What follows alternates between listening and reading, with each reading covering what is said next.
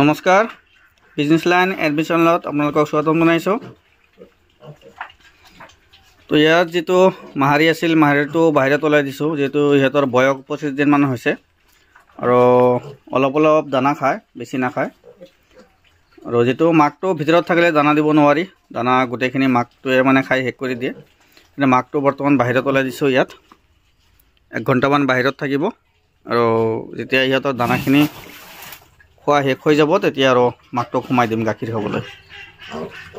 চাওক এই তাতে দানাখিনি দিছোঁ আৰু তলত দিছিলোঁ কেইদিনমান, তলত নাখায় মানে বেয়া কৰি দিয়ে দানাখিনি, সেইকাৰণে সৰু এটা বাচনত দিছোঁ। চাওক বৰ্তমান দানাবিলাক খাই আছে। তো গোটেইকেইটা নাখায়, কেইটামানে খায় অলপ অলপ, আৰু 2-3টা মুখে দিয়ে নাজানো। এই চাওক ইয়াৰ পেটা খাইছে, এইটোৱে খোৱা নাই আৰু সেইটোৱে খোৱা নাই, এইটোৱে খোৱা নাই, মানে 2-3টা অলপ অলপ দানা খায়। আৰু ইয়াত আছে ডাঙৰজনী, তো বহুত বেছি মানে ওজন বাঢ়ি গৈছে ইয়াৰ, মানে খালি তলৰ ইয়াৰ ভৰিৰ তলত পোৱালি পৰিলে শেষ। 2টা পোৱালি মাৰছে ভৰিৰ তলত পেলাই, আৰু এটা পোৱালিৰ ভৰি ভাঙি দিছে কমপ্লিট। জীয়াই আছে কোনোমতে আৰু, কিন্তু ভৰিটো ভাঙি দিছে। ইয়াৰো পোৱালিকেইটা বহুত ধুনীয়া হৈছে, কিন্তু এইবাৰ অলপ কম হৈছে পোৱালি, মানে 14টা 15টা 16টা 17টা এনেকৈ পোৱালি হয়। আৰু মাকটো ইয়াত বাহিৰত ওলাই দিছোঁ। যদি আপোনালোকে ফাৰ্ম কৰিব বিচাৰে, বেছি নহয়, যদি 4টামান ৰুম বনায়, 4টা ৰুম বনালে প্ৰায় 10টামান গাহৰি পালন কৰিব পাৰিব। আমাৰ যিটো ঘুঙুৰজাতৰ গাহৰিবিলাক আছে সেইবিলাক আমি বাহিৰতে বান্ধি দিওঁ, এইবিলাক চব বাহিৰত বান্ধা থাকে আমাৰ। যেতিয়া নেকি পোৱালি দিয়াৰ সময় হয় 1 সপ্তাহ আগতে এই গঁৰালৰ ভিতৰত সোমাই দিওঁ। আৰু যেটো ঘুঙুৰজাতৰ গাহৰি বাহিৰত থাকিলেও কোনো ধৰণৰ অসুবিধা নাই, ইহঁতৰ বাহিৰতে থাকে। আৰু চাওক বহুত ডাঙৰ হৈ গৈছে। যেতিয়া পোৱালি দিয়াৰ সময় হয়, বৰ্তমান আমাৰ লগত 6টা আছে ডাঙৰ, আৰু ৰুম আছে 2টা।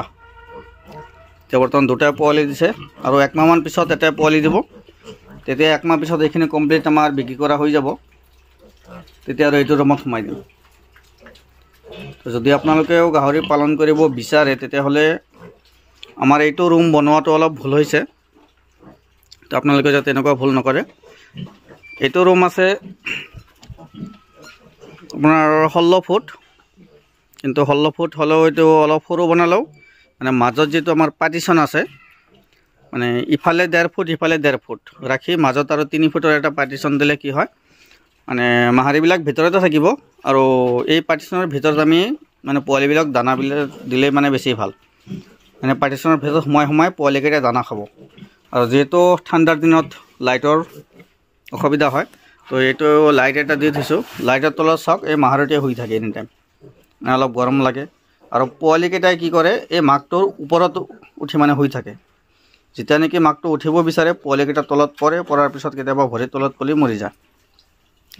সেইকাৰণে পোৱালি ৰখাৰ কাৰণে 2টা ৰুমৰ মাজত এটা 3 ফুটকৈ পাৰ্টিশ্যন দিব।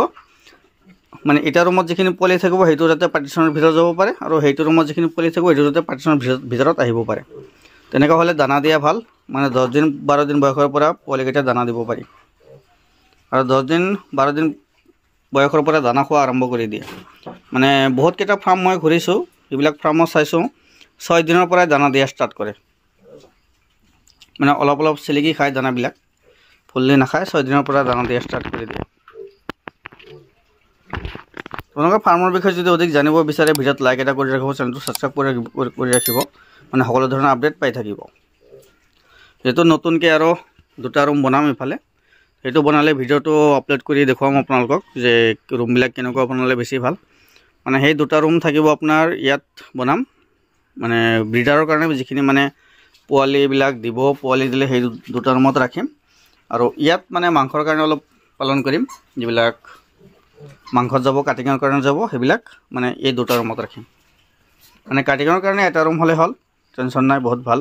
এটা ৰুমত এনেকুৱা ৰুমত মোটামুটি 3টা 4টামান ৰাখিব পাৰি। তো 2টা ৰুমত 8টাকৈ ৰাখিব পাৰিম গাহৰি। আৰু ইয়াৰ পৰাও যিখিনি মানে ফিমেল আছে, এই ফিমেলখিনি কমপ্লিট বুকিং হৈ গৈছে, আৰু মেলখিনি আছে, মেল আছে ইয়াত 5টা। তো কাৰোবাক যদি মেল লাগে আগতীয়াকৈ যোগাযোগ কৰি ৰাখিব। যিহেতু আৰু বেছি নহয়, দানা খোৱা ষ্টাৰ্ট কৰিছে, আৰু অলপ অলপ খাই 20 দিনমান পিছত কমপ্লিট চেল কৰি দিম। যদি কাৰোবাক লাগে আগতীয়াকৈ যোগাযোগ কৰিব। ধন্যবাদ।